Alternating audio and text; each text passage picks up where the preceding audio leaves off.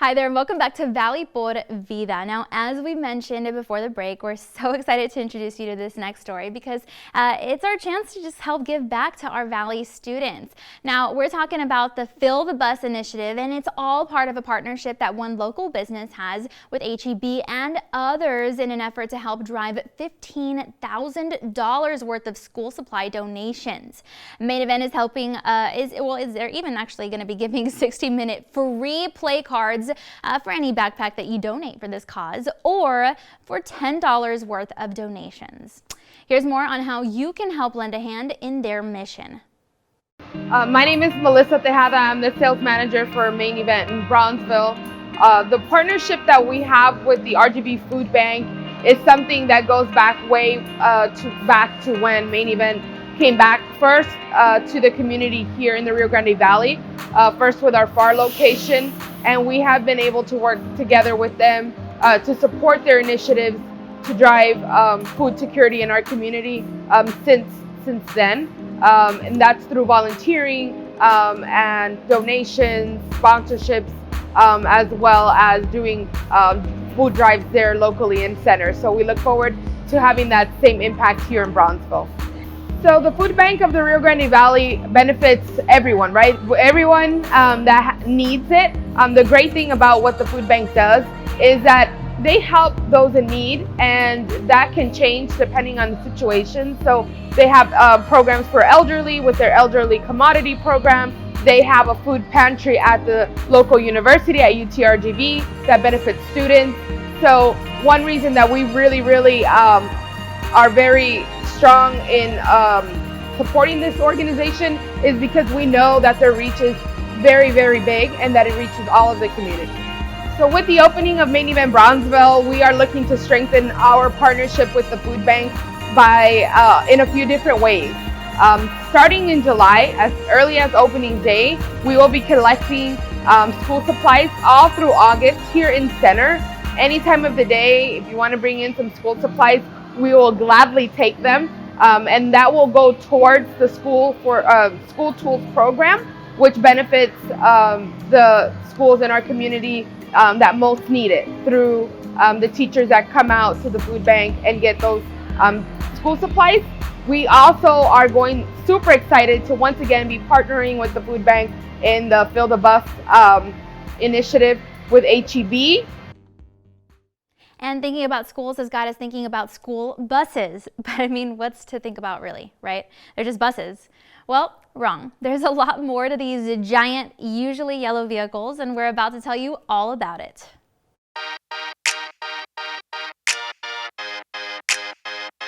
So according to JITtruckparts.com, school buses have no seat belts. Now, this may be something that you're already aware of, and it's really interesting considering children ride on them. But apparently, according to the site, a lot of school bus companies credit this decision behind a scientific reason. They claim that the bigger school buses are heavier, and so crashes cause a distributed force to be uneven. So if you have seat belts, maybe not the best idea. So they decided this was what was best for the students. And even so, however, the site still says that school buses are actually 70% safer than most other vehicles on the road. It outlines that this is according to the National Highway Traffic Safety Administration, and it says that students are 70 times more safe in a school bus than in a regular car when they're headed to school. Apparently, the buses are designed with many regulations and with crashes in mind, with scientific manufacturing to prevent injuries as much as possible. And it's not just here in Texas. The site says that all of the states in our country have very specific school bus traffic laws just to help keep our students as safe as possible when serving as passengers.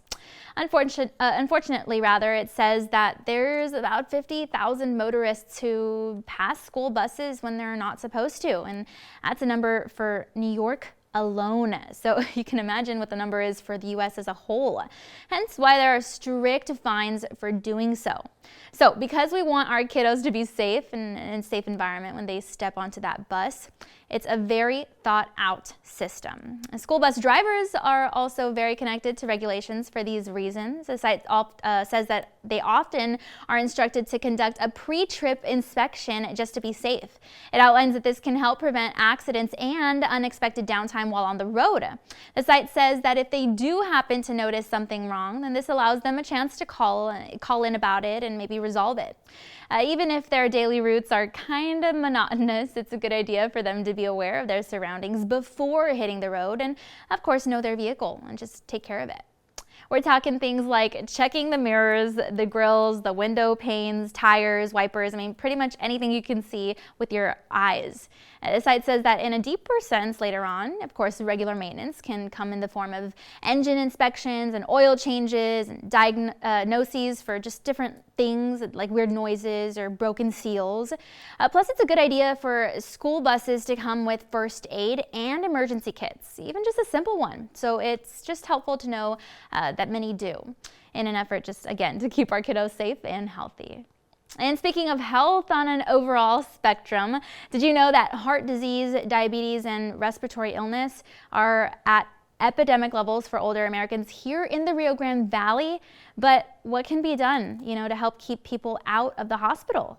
Well, joining us on the show today to discuss this is the Chief Medical Officer at United Healthcare, Medicare and Retirement, Dr. Kenneth Adams. Content segments during Valley Por Vida were paid for by United Healthcare and WellMed. So as you mentioned, chronic conditions are at an epidemic level for older Americans here in the Rio Grande Valley. They contribute to a huge number of hospital admissions. What research from WellMed has found is that coordinated care and extended care management of people with chronic conditions such as heart disease, diabetes, and respiratory illness has reduced emergency room visits and hospital admissions. Doctors and medical staff have to work together to coordinate your care with a team approach. It's important that your primary care physician be involved if you are admitted to the hospital. That care has to be extended to help avoid a relapse, and great communication is essential. We recommend asking your primary care physician how they are coordinating your care with other specialists and others in the practice. Before any visit, write down questions you might have so you don't forget, and make sure your doctor gives you the time to ask the questions you have. You may not be aware that there are chronic special needs Medicare Advantage plans specifically designed for people diagnosed with diabetes, heart disease, or respiratory illness, and you can switch to them at any time. So there are, absolutely. If you qualify for both Medicare and Medicaid, you have the option to switch to dual special needs advantage plans at any time of the year. We can help get you connected to information about the highest rated Medicare Advantage plans available for enrollment year-round in your area by visiting wellmed365.com. Content segments during Valley Por Vida were paid for by United Healthcare and WellMed. Be sure to visit wellmed365.com for more information on everything that Dr. Adams mentioned here today, as well as for more helpful resources for you and your family. All right, that's all of our time for now. Thanks again so much for joining us today, and be sure to tune in again next time because we'll have a lot more in store for you. But for now, don't forget to follow our team on social media for exclusive behind-the-scenes sneak peeks at what we've got coming up for the show and for your chance at your comment or even your question to be featured on air. And be sure to visit valleycentral.com to rewatch some of today's segments. We've got all that and so much more next time on Valley Por Vida. We'll see you then.